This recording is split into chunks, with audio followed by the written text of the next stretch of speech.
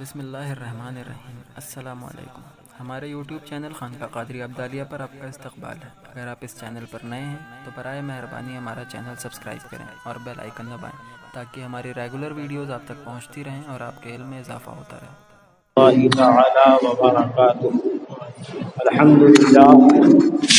للہ نحمده ونستعینه ونستغفره ونؤمن به ونتوکل علیہ ونعوذ باللہ من شرور انفسنا ومن سیئات اعمالنا من یهده اللہ فلا مضل له ومن یضلله فلا ہادی له ونشهد ان لا الہ الا اللہ وحده لا شریک له ونشهد ان سیدنا ومولانا محمدا عبده ورسوله۔ قال الله تبارك وتعالى في القرآن المجيد والفرقان الحميد قل لن يصيبنا إلا ما كتب الله لنا صدق الله مولانا العظيم وبلغنا رسوله النبي الأمين المعين المكين الكريم ونحن على ذلك لمن الشاهدين والشاكرين والحمد لله رب العالمين۔ محترم سامعین، مہینے کی مناسبت سے میں نے جس آیت کریمہ کی تلاوت کرنے کا شرف حاصل کیا ہے، اس پہ لبخشائی سے قبل آج کے اس مبارک دن جمعۃ المبارکہ میں نبی کریم رؤوف الرحیم صلی اللہ تعالی علیہ وسلم کی بارگاہ بے کس پناہ میں جی لگا کر ہدیہ درود پیش کریں اور پڑھیں بآواز بلند اللہم صلی علی سیدنا و مولانا محمد معدن الجود والکرم وآلہ الکرام وابنہ الکریم وبارک وسلم۔ محترم سامعین، اسلامی سال کا یہ دوسرا مہینہ ماہ سفر المظفر رواں دواں ہے، جس کی آج 11 تاریخ ہے۔ یہ سفر المظفر بھی جیسا کہ میں نے گزشتے ہفتے عرض کیا تھا، اس میں عظیم عظیم ہستیوں کا عرس ہے اور حضرت امام حسن مجتبیٰ کی شہادت ہے، لیکن ساتھ ہی ساتھ ہمارے یہاں اس ماہ مبارک کو لے کر بڑی غلط فہمیاں پھیلی ہوئی ہیں۔ سفر کو ہم نے معاذ اللہ منحوس سمجھ کے رکھا ہوا ہے، ہم جس کو 13 تاریخ عرف عام میں جسے 13 تیزی تر تیزی ایسے کر کے بلاتے ہیں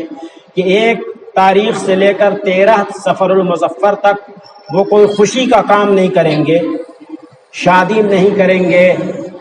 مکان اگر چینج کرنا ہے تو مکان چینج نہیں کریں گے۔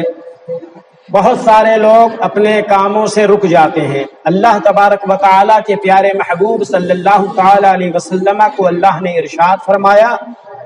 اے محبوب آپ فرما دیجئے تمہیں جو مصیبت پہنچتی ہے وہ اللہ کی جانب لکھی جا چکی ہے، یعنی تقدیر اچھی اور بری، اس تقدیر پہ ہمیں ایمان رکھنا ہے۔ لیکن اللہ کے پیارے رسول صلی اللہ تعالی علیہ وسلم نے تقدیر کے ساتھ تدبیر کا بھی حکم ارشاد فرمایا۔ مثلا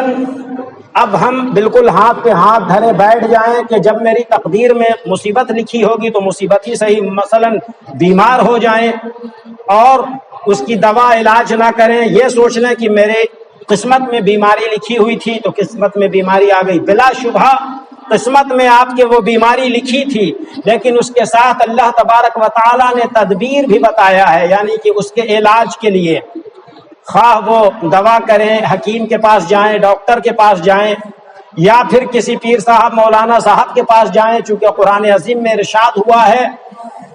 اللہ تبارک و تعالیٰ نے ارشاد فرمایا وَنُنَزِّلُ مِنَ الْقُرْآنِ مَا هُوَ شِفَاءٌ، ہم نے قرآن کو شفا بنا کر نازل کیا ہے۔ عزیزان ملت اسلامیہ، ڈاکٹرز کے پاس جاتے ہیں، دوائیں ملتی ہیں، دواؤں کا گروپ بنا ہوا ہے، یہ دوا ہے جو پیٹ درد میں کام آئے گی، یہ دوا ہے جو سر درد میں کام آئے گی، یہ دوا ہے جو پیٹ خراب ہو گیا لوز موشن میں کام آئے گی، اس کا الگ الگ گروپ بنا ہوا ہے۔ لیکن قرآن عظیم مجسم مکمل قرآن عظیم کو رب تبارک و تعالی ارشاد فرما رہا ہے کہ وَنُنَزِّلُ مِنَ الْقُرْآنِ مَا هُوَ شِفَاءٌ، قرآن مکمل قرآن کسی ایک سورت کی کسی ایک آیت کی بات نہیں کی رب تبارک و تعالیٰ نے، رب تبارک و تعالیٰ نے مکمل قرآن کو انسان کے لیے شفا بنا کر بھیجا ہے۔ لیکن ہمیں تعویذ لینے کے بعد بھی یا پھر دوا لینے کے بعد بھی یہ یقین نہیں رکھنا ہے کہ ہمیں اس تعویذ سے فائدہ پہنچے گا، اس دوا سے فائدہ پہنچے گا۔ شفا دینے والی پروردگار رب کی ذات ہے، یہ صرف ایک طریقہ ہے، ایک ہیلا ہے، ایک بہانہ ہے جسے تدبیر کہہ لیا جائے، لیکن اگر تقدیر میں اس کے مرنا لکھا ہے تو وہ مر کے رہے گا، تقدیر میں اس کی بیماریاں پریشانیاں لکھی ہیں تو وہ پریشانیوں کا سامنا کر کے رہے گا، کیونکہ قرآن عظیم میں اللہ نے فرما دیا ہے تمہیں جو مصیبت پہنچتی ہے وہ میں نے پہلے سے لکھ رکھا ہے۔ تو عزیزان ملت اسلامیہ، اس آیت کے اکارڈنگ کوئی مہینہ، کوئی دن، کوئی تاریخ، کوئی سال منحوس نہیں ہے۔ ہم شادی بیاہ کے موقع پر سعد اور نحس دیکھا کرتے ہیں، سعد اور نحس میں بھی کیا ایسا نہیں ہوتا کہ سعد میں شادی کی ہو اور چند دنوں کے بعد اس کے شوہر کا وصال ہو گیا ہو یا چند دنوں کے بعد طلاق ہو گئی ہو؟ بارہا ایسا دیکھنے کو ملا ہے۔ تو پتہ یہ چلا عزیزان ملت اسلامیہ کہ ہمارے یہاں یہ جو جہالت پھیلی ہوئی ہے، یہ جہالت آج کوئی نئی نہیں ہے، یہ 1400 سال پرانی جہالت ہے جسے رسول اکرم صلی اللہ تعالی علیہ وسلم نے ناپسند فرمایا اور اس کے لیے ممانعت فرمائی کہ کسی دن کو، کسی تاریخ کو منحوس سمجھا جائے اور کسی پرندے کو منحوس سمجھا جائے، کسی سواری کو منحوس سمجھا جائے، حتیٰ کہ کسی بیمار کو منحوس سمجھا جائے کہ وہ بیمار ہے، میں اس کے پاس جاؤں گا تو اس کی بیماری مجھے لاحق ہو جائے گی۔ آقا کریم صلی اللہ تعالی علیہ وسلم نے جب ارشاد فرمایا تو ایک صحابی رسول عرض گزار ہوئے، یا رسول اللہ صلی اللہ تعالی علیہ وسلم، کیا بارہا ایسا دیکھنے کو نہیں ملا کہ ایک اونٹ کو اگر خارش ہوتی ہے، وہ اگر مرض خارش کا شکار ہو جاتا ہے، کھجلی کا شکار ہو جاتا ہے، تو اس کھجلی کی بنا پر، اس خارش کی بنا پر کئی اونٹ اور اونٹنیاں اس کی زد میں آ جاتے ہیں۔ آقا کریم صلی اللہ تعالی علیہ وسلم نے فرمایا کہ پہلے اونٹ کو جو خارش ہوئی وہ کس کی جانب سے ہوئی؟ وہ تو اللہ کی جانب سے ہوئی۔ تو پتہ یہ چلا کہ اللہ تبارک و تعالی اس کو دوسرے وے میں آپ اس طریقے سے، اور ابھی حال فی الحال کے واقعات سے سمجھ لیں کہ ابھی جو کورونا کا دور گزرا ہے اس میں بہت سارے ایسے لوگ بھی ہیں کہ ایک فیملی میں ایک ہی بندہ جو ہے کہ وہ اس کا شکار ہوا، باقی کے بندے اللہ تبارک و تعالی نے محفوظ کر دیا۔ لیکن ایسا بھی دیکھنے کو ملا کہ جو اس مہلک مرض کا شکار ہوا،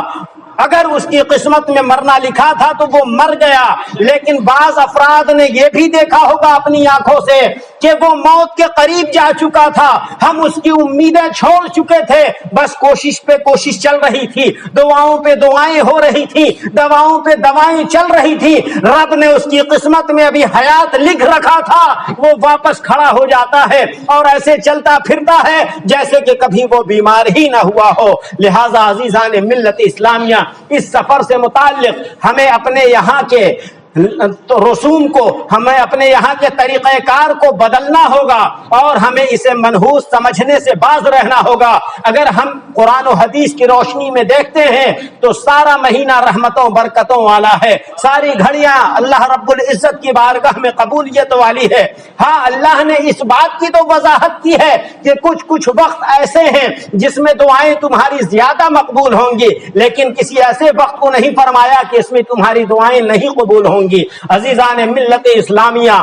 بات یہ ہے کہ ہم اگر اللہ رسول کے ماننے والے ہیں تو اللہ تبارک و تعالی نے ہمارے لیے رسول اعظم صلی اللہ تعالی علیہ وسلم کو بھیج دیا ہے اور فرما دیا ہے کہ میں نے تمہارے درمیان ایک عظیم نمونہ بھیج دیا ہے۔ اللہ کے رسول صلی اللہ تعالی علیہ وسلم کی جو سیرت ہے وہ ہمارے لیے نمونہ حیات ہے۔ ہمیں رسول کے فرمان کو دیکھنا ہے، رسول کے چلنے اٹھنے بیٹھنے کو دیکھنا ہے اور اسی کو اپنانا ہے۔ لہذا ہم شادی بیاہ میں، اپنے کاروبار میں، ہر چیز میں رسول کی سنت کو اپنانے کی کوشش کریں۔ اگر ہم نے رسول کی سنت کو اپنا لیا تو اس دنیا میں بھی کامیاب ہو جائیں گے، آخرت میں بھی کامیاب ہو جائیں گے۔ اللہ سے دعا ہے کہ ہمیں اللہ تبارک و تعالی اللہ رسول کے فرامین کے مطابق زندگی گزارنے کی توفیق عطا فرمائے۔ وآخر دعوانا ان الحمد للہ رب العالمین۔